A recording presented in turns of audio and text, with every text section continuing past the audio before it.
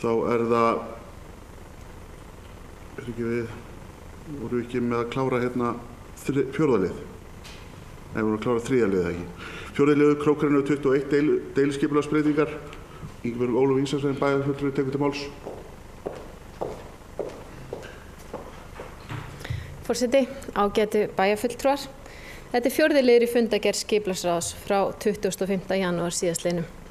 Erindi þar sem Ágúst Hafsteinsson fyrir hönd Magnum Opus EHF sækir aukið byggingamagn á lóð númer 21 við Krókarnöf og heimild til að byggja sundlaug. Skipulagsnefnd heimilaði umsækjanda að leggja fram tillögu að breytingu á deiluskipulagi.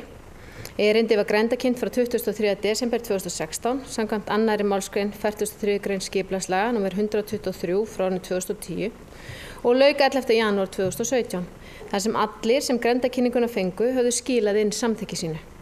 Skipulagsráð leggur til við bæjarstjórn að deiluskipulagstillagan verði samþykkt og sviðsstjóra skipulagssviðs falið að annast gildistöku hennar samkvæmt 42. grein skipulagslaga nr. 123 frá 2010 með síðari breytingum.